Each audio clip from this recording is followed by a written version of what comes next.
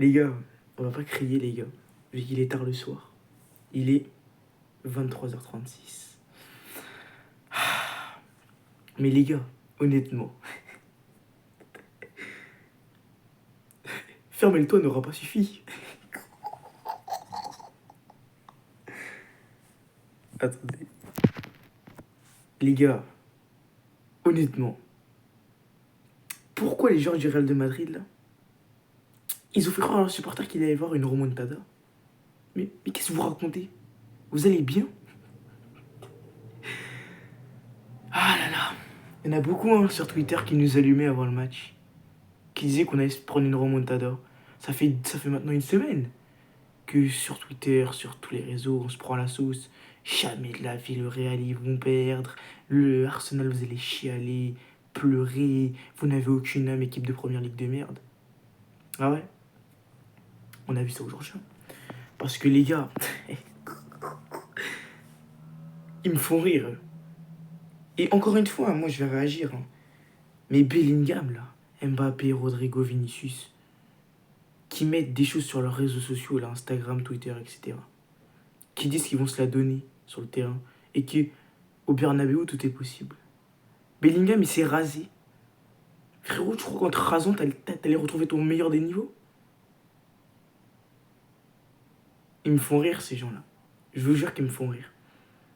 C'est bien de parler, hein. En dehors du terrain, c'est bien de parler. Mais quand l'arbitre siffle pour 90 minutes de football, vous êtes où? Parce que les gars, moi il s'agit de rien. Les supporters du Madrid, sur la vie de ma mère maintenant que vous pouvez être très en colère. Parce que déjà que cette équipe ne vous procure aucune sensation depuis le début de la saison. En plus de ça, en LDC, elle se fait éliminer. Alors qu'elle vous promettait une remontada. Mais après, pour moi, là, c'est que vous avez donné un faux espoir à votre équipe et à vos supporters. Mais en vrai de vrai, il n'y avait aucune logique. Pourquoi est-ce que vous avez cru à une remontada? Parce que déjà, les gars, sur le premier match, les gars, le Real de Madrid se fait éteindre. Mais sur le deuxième, vous croyez vraiment qu'en une semaine, votre équipe allait changer? Les gars, il faut rester intelligent, il faut rester objectif dans la vie. Beaucoup me parlaient de remontada. Mais c'est impossible, les gars. Parce que ce Real de Madrid, c'est saison. Et encore une fois, aujourd'hui, déjà la semaine dernière, les gars, quand je suis arrivé sur mon canapé, je n'avais aucune peur, aucun stress. J'ai fait un live avant le match, la semaine dernière. Je n'avais aucun stress. Quand je suis arrivé de mon canapé il y a 2 heures, 3 heures, je n'avais aucun stress non plus. Parce que cette équipe du Real de Madrid dans le jeu, je vous l'ai dit, elle est à chier. Elle est nulle. Elle ne compte que sur ses individualités. Donc pourquoi est-ce que tu as envie qu'on ait peur de cette équipe? Moi, je vois pas, les gars. Donc tous ceux qui disaient remontada, le Arsenal c'est un club de merde, je vous ai jamais passé, fermez vos bouches. Et commencez à nous respecter. Joueurs, commencez à nous respecter. Parce que les gars, désolé pour la caméra, les gars. Parce que j'ai reçu un nouveau téléphone et ça bouge un peu. Mais les gars, la réalité des choses, c'est que vous ne nous avez pas respectés. Et comparez-moi à nous, à vous, nous, on vous a respecté. Mais en fait, je me demande si on aurait dû vous respecter, en fait. Vu que vous êtes à Nia, vous êtes nuls.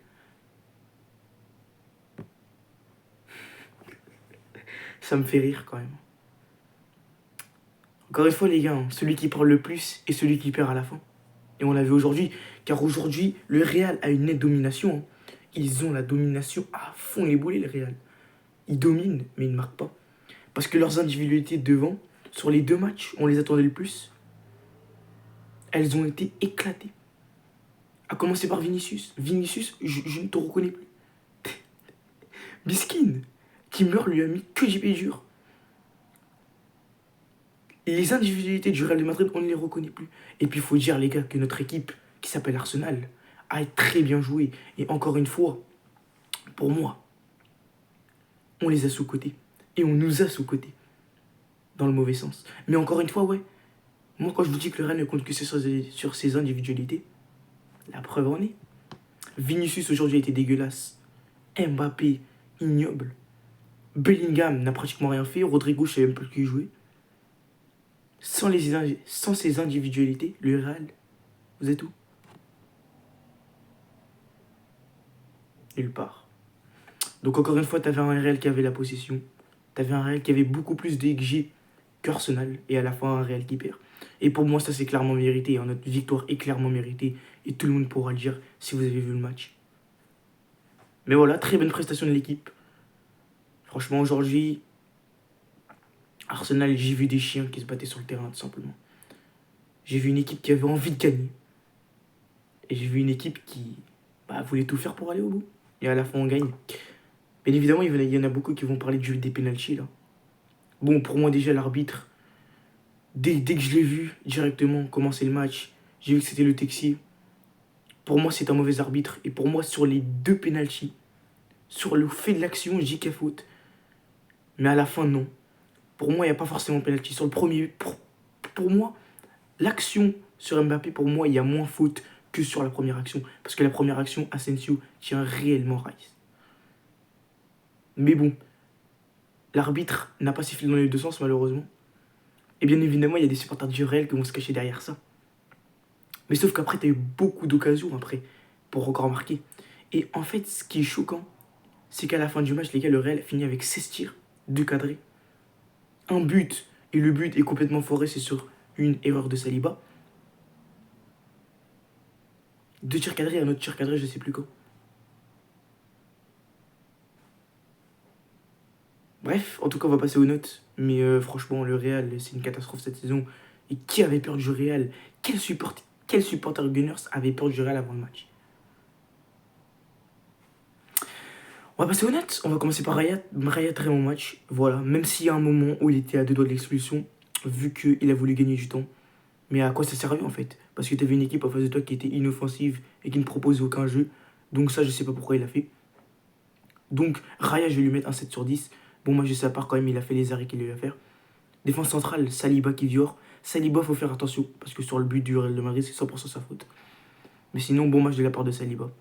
Il a bien entrenaillé Kylian Mbappé. Donc 7 sur 10. Kivior, aujourd'hui, nous lâche une masterclass, hein, avec tout le respect. Kivior, 8 sur 10. T'imagines le mec, il n'a pas un match dans les pas depuis le début de la saison. Tu lui dis, tiens, salam alaikum, salam.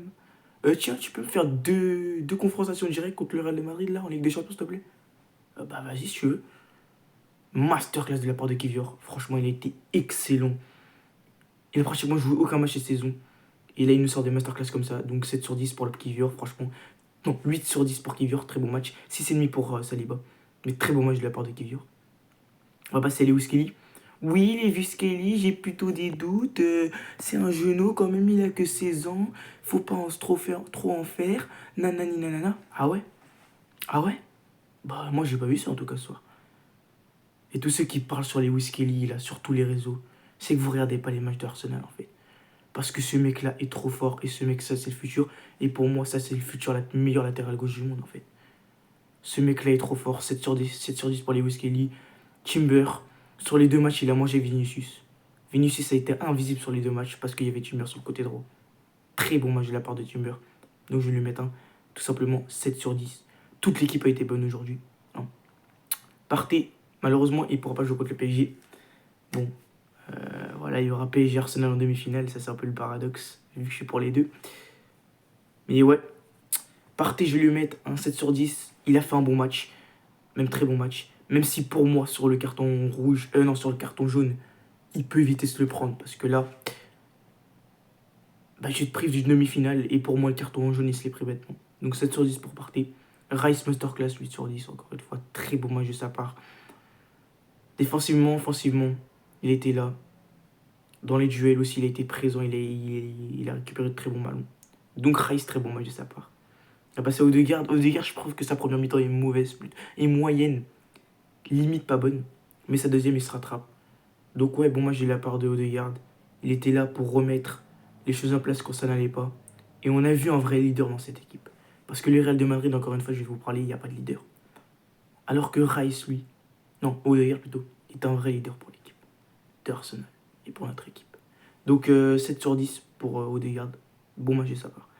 On va passer à l'attaque. Saka, il marque. Et Saka a été très bon aujourd'hui. Encore une fois, ouais, très bon Saka. Et franchement, ça fait plaisir de le voir à ce niveau-là. Même si pour moi, c'est pas le meilleur Saka qu'on ait vu. Mais bon, moi, j'ai la part de Saka. Donc, je vais lui mettre un 7/10.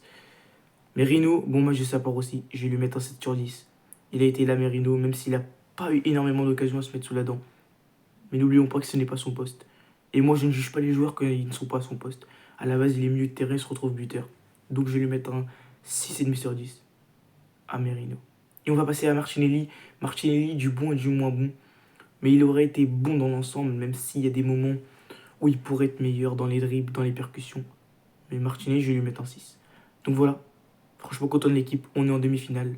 Le Real peut nous sortir toutes celles d'essais qu'ils veulent, rien à foutre. Aujourd'hui, on a gagné. On a prouvé qui était le meilleur entre Arsenal et le Real. Et voilà quoi. Le Real, les gars, c'est encore une fois, ce match reflète leur saison. Aucune envie. On dirait qu'ils avaient aucun score à remonter en fait. Et fermer le toit du Bernabeu ou pas, rien n'a changé. Que Bellingham se rase la barre ou pas, rien n'a changé. Parce qu'en une semaine, une équipe ne peut pas changer de face. Et ça va falloir que les supporters du Real se le mettent dans la tête. Donc voilà les gars. En tout cas, Madrid, c'est ciao. Et en demi-finale contre le PSG du coup, mes deux clubs de cœur qui vont s'affronter. Je serai pour aucun des deux clubs. Que le meilleur gagne. Et dans tous les cas, il y a un de mes deux clubs qui ira en finale.